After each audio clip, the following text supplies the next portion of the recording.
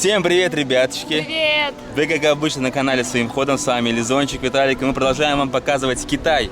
Сейчас мы на острове Хайнань. Самые красивые места, как обычно, у вас на экранах. Примерно вот такая атмосфера. Погнали! Так все хорошо начиналось. Начался дождь. Мы сейчас едем к статуе богини Гуанинь. И обломались, да? Она не хочет нас видеть. Устала. Она говорит, она устала. Главное, сама меня таскает везде. Я говорю, хватит уже всякие эти статуи, парки смотреть. Нет, мы здесь один раз, нужно увидеть все на этом острове. В итоге мы очень много чего не посмотрим. Я говорю, давай на пляжике, побольше еды поснимать. Там люди любят, когда много еды, всякие массажики. А в итоге вторая часть сезона начались парки какие-то. Мне больше нравится поесть, снять что-нибудь на пляжах, массаж, снять интерактив с местными жителями, как они что-нибудь там на камеру там с ними поболтать. Мне такое вот нравится. А ей нравится эти парки, что-нибудь покажем людям парки. Вот давайте напишем в комментариях, ребята, вам нужны вот такие вот популярные места, типа парков национальных, типа всякие там вот озера, вот эта богиня Гуанинь, деревня с местными жителями, которая зализанная под туристов, парк Енода.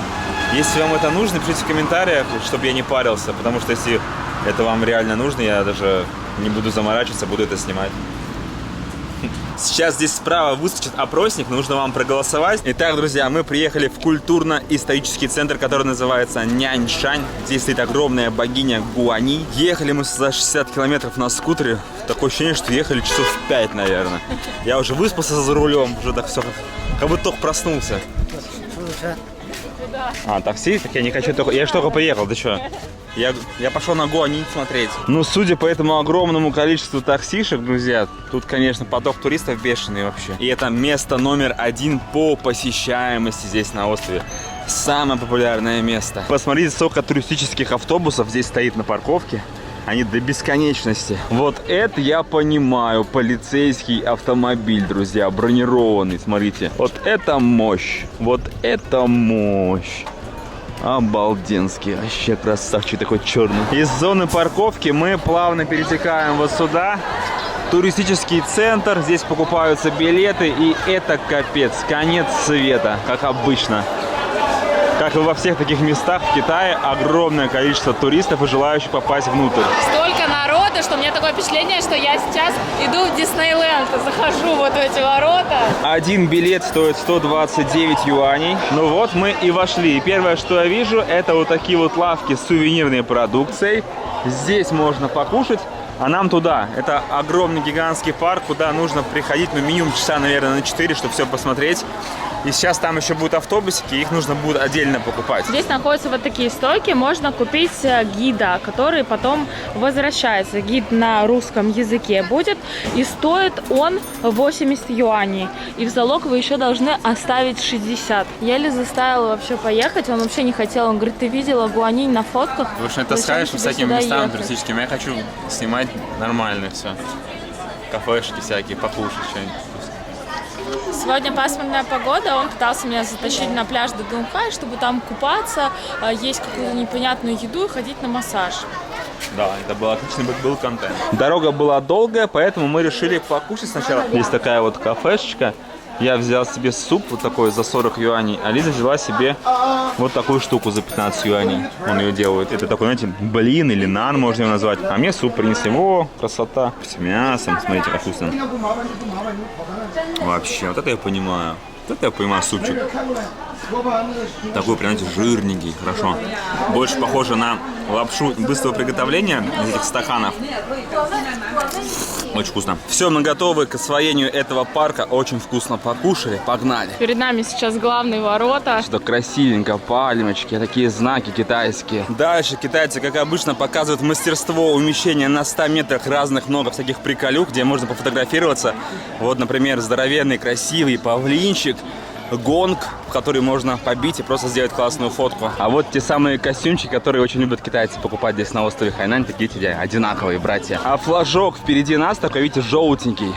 Он означает только одно, что это огромная китайская группа, потому что китайцы очень любят ходить по этим местам в составе экскурсионных групп. Вот здесь как раз таки есть автобусики, парки гигантские, мы наверняка не успеем все посмотреть пешком, поэтому есть отдельная касса. Сколько? 30 человека, да? 30 юаней. юаней на человека. Вот это неожиданность. Здесь не автобусы, а вот такой поезд с 2 вагонами. Комфортно здесь, хорошо. Ну погнали, друзья. На заднем фоне горы, утопающие в облаках. Здесь гигантские колонны с иероглифами. И вот она, самая главная площадь. В самом конце стоит эта гигантская фигура, статуя богини Гуани. Причем это 4-я статуя по высоте в мире. Представляете, насколько это место популярное? Эта статуя выше, чем статуя свободы в Америке и выше, чем скульптура Родина в Волгограде и в Киеве. А здесь у нас рулетка поле чудес. Смотрите, похоже? Якубовичу только не хватает. Высота статуи 80 метров, а вместе с постаментом 108. В руках богиня держит книгу «Четки» и цветок лотоса. И смотрится это просто потрясающе. Ребята, вообще очень красиво. Площадь этого парка 50 квадратных километров. На секундочку, друзья. Это огромная территория. И это самый большой буддийский центр, когда-либо созданный в Китае. Этот парк был открыт в 1998 году. И это было 2000-летие со дня пришествия буддизма в Китай. Мы поднимаемся еще выше, вот по таким ступенькам. И здесь запахло ароматом свечей, потому что, здесь место для молитв богини. Есть специальные вот такие штучки, чтобы можно было сесть на колени, помолиться, зажечь свечки и попросить что-то самое сокровенное. Здесь тоже есть стена желаний, то есть можно вот такие сердечки прикупить себе, написать свое желание, можно колокольчики повесить, можно просто дощечки вручную, кстати, расписные, можно вот такие ленточки повесить. Ну и самое нам привычное — это замочки. Мы подходим все плотнее и плотнее к богине. Здесь такой круг, по кругу открывается потрясающий вид на весь этот парк. Вот такая атмосфера. Разные знаки, символы. Здесь все молятся, горит пламя огня. И вот она, могущественная, великая богиня Гуани. И как вы видите, вон там вот наверху такой как бы цветок лотоса, на котором она стоит золотой. И по этому цветку лотоса можно ходить. Это хорошо. Отправляемся туда. Прикольно сделано, что по бокам, вот здесь в парке, вон там, смотрите, одна рука. Она дублирует руку у самой богини, левую получается. И правая рука, она дублируется вон там. Теперь нам нужно каким-то образом найти путь вон туда вниз. Там, видите, такой мост сделан, прямо ведущий к богине Гуани. А слева находится шикарный пустынный пляж. Но купаться здесь, судя по всему, нельзя вообще. Я думал с собой коптер взять, не стал его брать и не пожалел, потому что сейчас над нами пролетел самолет. Есть также вот такие котлы, в которых очень много лотосов, но это искусственное все дело, красивенько сделано, очень можно крутые фотки сделать. Встретили подписчика, как зовут? Артем, всем привет, ребят. Откуда ты? Йошкар-Ола. Здесь очень круто. Сначала ехали, был дождь, думали, все, попали в плохую погоду. Да. Ну тут просто какие-то 15 минут распогодилось, все просто шикарно, фотографии отличные. Как тебе вообще в целом Хайнань, отдых на Хайнане? Очень прикольно. Я вот за вами следил, смотрю, вы там пишете где-то, все там подписываете. Я прям по этому гиду все работаю. Все отлично, очень прям. Больше не зря делаем, да? Да, очень помогаете, вот честное слово, вы пишете, все, я прям смотрю, вот проезд то же самое, все по-вашему. То есть очень большое вам спасибо, очень помогаете. Замотивировал. У мамы спроси, нравится вам на Хайнане? Да, нравится. А вы первый Очень раз? Первый раз, да. Нравится. Не, реально нравится. А правда. были на Пхукете? Нет, Нет? не были. Хорошо, когда не с чем сравнивать, да? А вот и наш тоннель, друзья. Подземный переход. То есть, чтобы туда, к богине Гуани попасть, нужно вот сюда спуститься и там обойти. Погнали. Я прям Артем замотивировал писать больше постов полезных. Спасибо, Артем. Я смотрю, они это много где практикуют, ребята. Помните, мы когда были в Санье и спустились в подземный переход, там был подземный город. Здесь такая же атмосфера, заходишь, кондиционеры, и продается красота. Красота, эти такие штуки, браслеты, собаки фу. Ух ты, смотрите, какой магазин крутой. Такое дерево с красными ягодками, с подарками. Весь потолок украшен разноцветными китайскими зонтиками. И вот такая здесь сувенирная продукция. Копилочки китайские. Вот многие говорят, упаковка ничего не значит. Главное, какой товар, ребята. Вот, понимаете? Пример идеальной упаковки. Заходишь в магазин и хочется все здесь купить. Тут еще, оказывается, и целый ресторан. Прям с видом панорамным на богиню. Ну мы уж поели, нам это не интересно. Мне кажется, китайцам даже не нужно ни в какие страны ездить. У них все так сделано, классно, развит туризм. И когда они после своей вот этой инфраструктуры туристической приезжают в другие страны, мне кажется, они такие думают: ну и днище. Начали шествие к богине. Вот по этому мосту народу здесь тьма.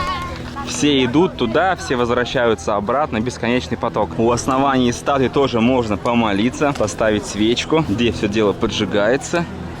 Ну а мы сейчас с вами попробуем занять очередь и забраться вон туда. Капец, здесь очередь такая. У меня даже желание пропало в ней стоять.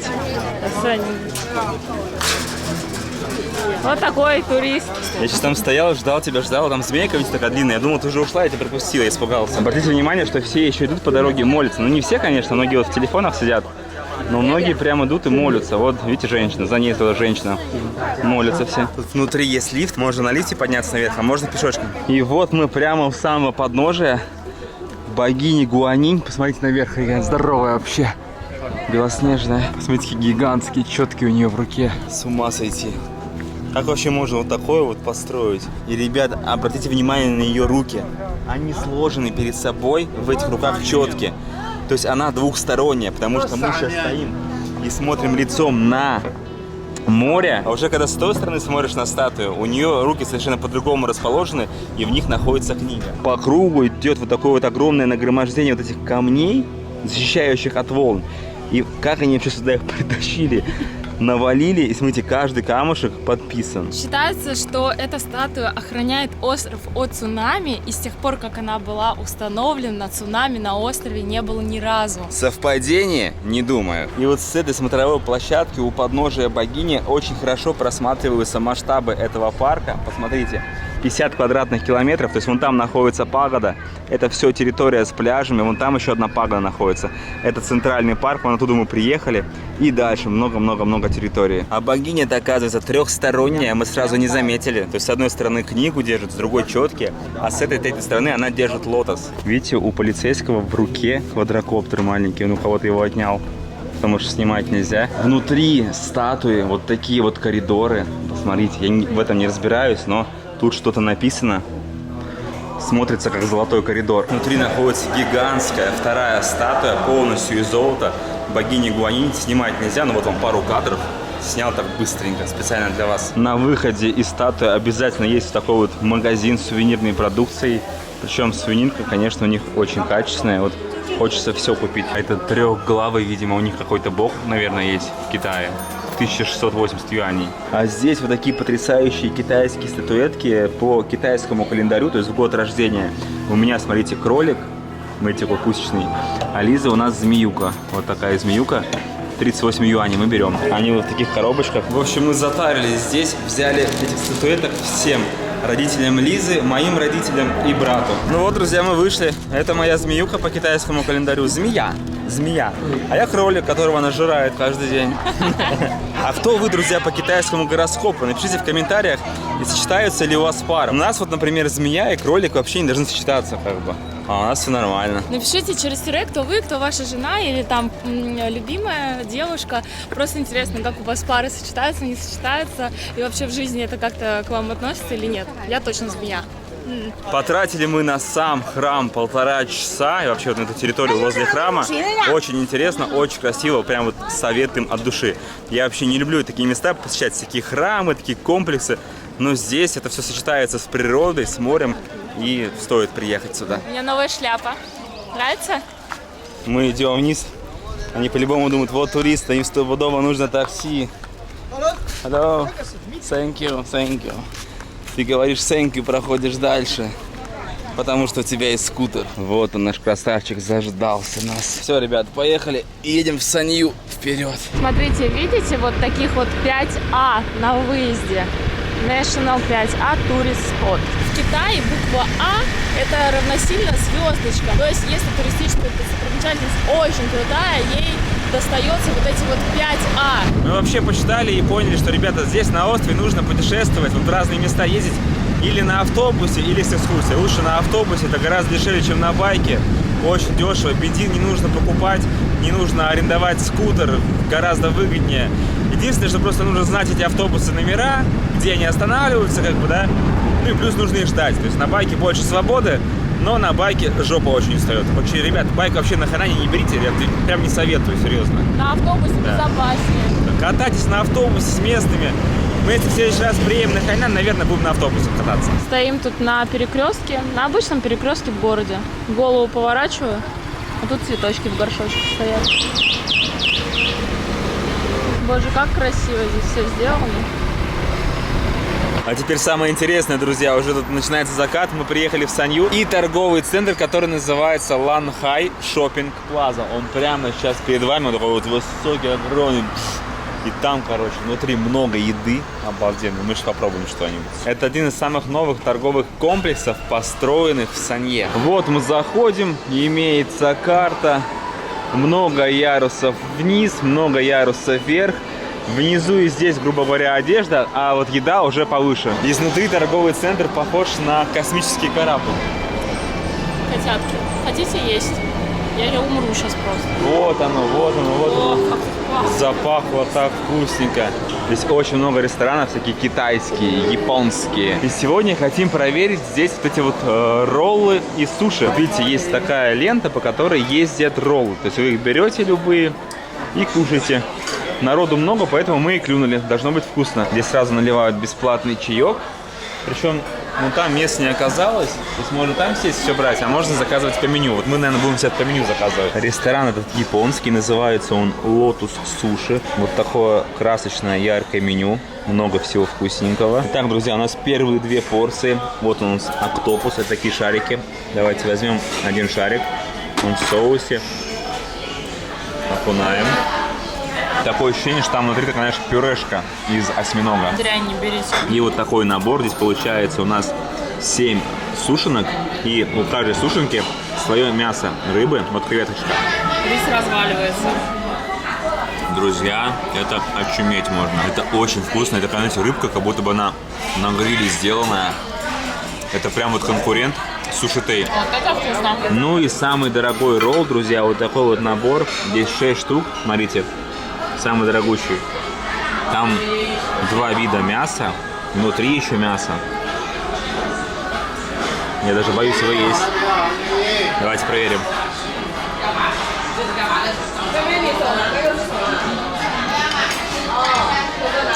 Вот это был сейчас огонь.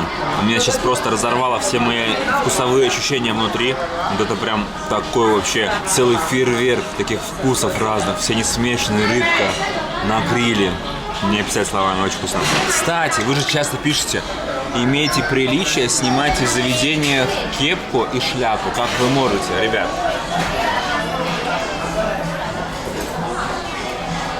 То есть вы хотите, чтобы я как бомжара вот такой вот выглядел? Понимаете, я весь день в шлеме езжу, на голове черт пойми что. Вот здесь сними шляпу просто. Нет. Шляпу сними быстро. Шляпу сними. Я не хочу. Сними шляпу. Все На смотрят. секунду. Нет. Сними на секунду шляпу. Все смотрят. Сними. Там столько зрителей сидит. Никто не смотрит, сними. Вот здесь. А, да сними. А я туда обратно сними, никто не смотрит. Покажи лицо. Ну, чтобы знали, что почему-то шляпу мы не снимаем. Никогда не снимаем. Потому что мы путешествуем на скутере, понимаете? И когда ты приезжаешь в кафешку, ты такой вообще шухер на голове. Вот, понимаете? Садимся на байк, нам ехать минут 20 и телепортируемся в Дадунхай. Мы вернулись в то самое место, где мы уже кушали в 12 стульев, помните, в первых выпусках? И здесь же находится массаж солнца. Сейчас мы хотим его протестировать. Где-то вон там наверху. Так и называется, массаж солнца. Вот такой массажный солнце. Типа приятнее здесь атмосфера, да? Лиза будет делать полный массаж, комплекс. Здесь вот такая вот атмосфера, смотрите. Вентилятор есть. Правда, душновато, кондеев нет. А я потому что ноги делать. Тут, в общем, есть простой массаж, есть массаж лечебный. Я взял лечебный, 50 юаней стоит. Вот начинается с спины, с плеч. Ноги уже в тазике, сейчас их помоют. Ну туда уже сяду и будут массировать ноги. Массаж вообще очень классный. Прям я уже уснул. Вот так вот лежу, отдыхаю. Там многим ребятам делают лечебный массаж, замиксованный с банками. Еще банками делают. Не, спасибо. Закончился массаж, мне понравился. В принципе, 30 минут нормально, так расслабился. Чуть не, вообще спал уже, лежал там. У тебя как? Хороший массаж. Такой мужичок попался, знаете, большой, мясистый. Мне Ну, ты так- тоже как полчаса 3 делала. Виталика. Ты только спину делала, Да, да? только что. Спасибо. Ты спину делала только, да? Я только спину сделала. Естественно, все, я при смерти. Там остеохондроз 5 степени, соли, там позвоночник вообще не двигается, короче, ходить не могу. Банки предлагали. Говорит, вот вам не доделали? Тут кто-то делал? Надо не доделал, делать, говорит. надо Давайте делать, да? с кровопусканием, чтобы точно результат был. Я говорю, нет, ребята, спасибо, я в другой раз. Вообще, самое главное отличие от тайских и балийских и вьетнамских салонов, что здесь вы приходите не расслабиться, а вы приходите вылечиться. И там такой проходной двор, все что-то ходят, орут, кому-то ставят банки, кто-то просто орет, кто-то русский же приходит, я пришел 20-й раз, здравствуйте, понимаете, чай, что у вас там, конечно, начинают все орать, естественно, это все над духом, кондеев нет, это все, все орут, ну, как бы, блин, и ты не расслабляешься, потому что это очень интенсивный массаж. Мне, кстати, китайский массаж очень нравится. Он реально по точкам, очень крутой, в отличие от всех вот балийских, тайских, он не на расслабление. Ты, то есть, лежишь, ты, в принципе, заснуть не можешь, потому что тебя вот так вот колбасит тебя там спину делает. Но если бы еще добавили расслабление, чтобы никто не орал, еще массаж такой бы китайский, вообще бы шикарно было, да?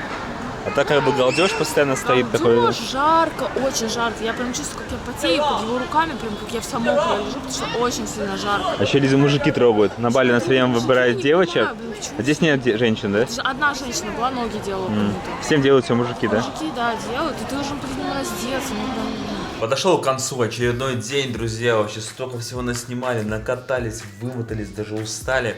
И вообще не хочется заставлять вам голову всякой такой вот информацией, что там у нас происходит, как все это дело монтируется.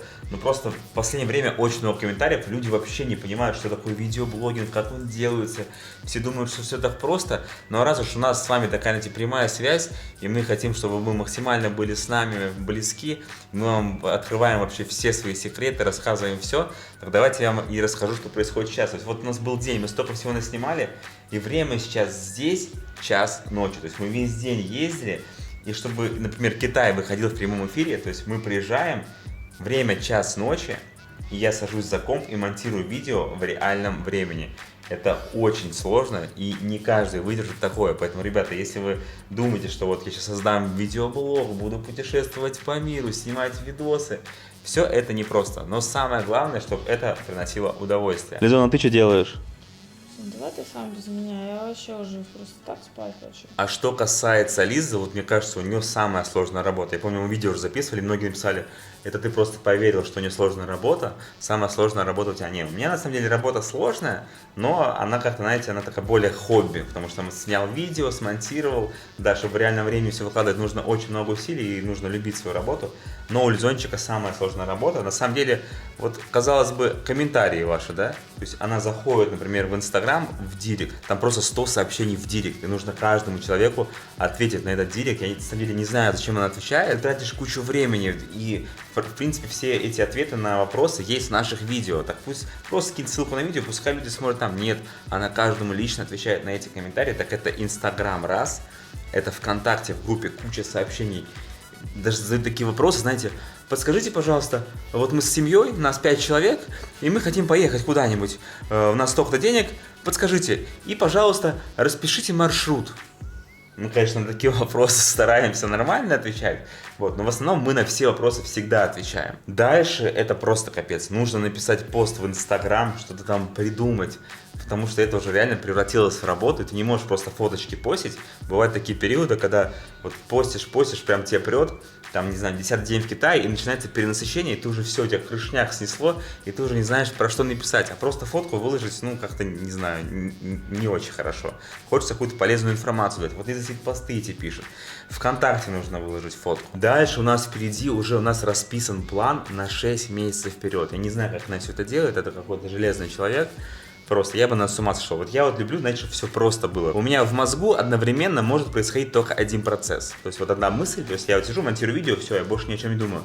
А у нее просто куча всего. Вот Инстаграм, ВКонтакте. Сейчас канал растет, пишут рекламодатели. Этому нужно то, всех брать нельзя, всех потом отшиваем. И, в общем, все это очень сложно. Сейчас, например, Лиза составляет договор, потому что у нас, друзья, вот буквально скоро стартует очень много туров по Исландии летом. Целых 4 тура. Но мы в эти туры не едем, в эти туры едет Димон, которого вы уже видели в наших выпусках. Поэтому, ребята, если вы хотите поехать в Исландию, Ссылочка в описании есть на группу ВКонтакте, или просто Лизе можете в личку написать. И вообще в группе нашей ВКонтакте наверху в шапке написано, какие числа, что вообще в эти туры будет включено. То же самое, что уже видели на канале, но с Димоном, то есть там просто не будет нас, а так вся та же самая атмосфера. И мы с вами, все, кто едет, будем на связи, у нас есть группа в WhatsApp. Так что это будет прикольное путешествие. Димон с вами, мы здесь виртуально. Просто мы поехали, у нас очень много планов, мы не хотим по одним и тем же местам ездить. Вам даем возможность прокатиться по этим же местам, где мы были, но с Димоном, тем более вы все его знаете. Ну, вроде все сказал, друзья. Если Исландию не смотрели и вообще не смотрели другие страны, потому что на канале огромное количество стран, просто заходите на канал, в раздел плейлисты, выбирайте нужную вам страну и можете смотреть эти видео когда угодно. Фишка вообще наших видео в том, что они не теряют актуальности. Вот мы сняли год назад там какой-то сезон, там, не знаю, Занзибар, Сейшелы, и люди до сих пор смотрят, и в принципе такое ощущение, как будто мы их вчера сняли. Еще вообще много всего, что хочется рассказать по поводу того вообще, как весь у нас процесс работы происходит. На самом деле много всяких таких подводных камней, но чтобы все это рассказать, нужно, не знаю, 3 часа надо на видео записывать. В общем, вы сами все понимаете, всех целуем, обнимаем, любим. До встречи в следующих выпусках. Прямо сейчас монтирую видос, который выйдет завтра, послезавтра. Все, чао, какао, пока-пока.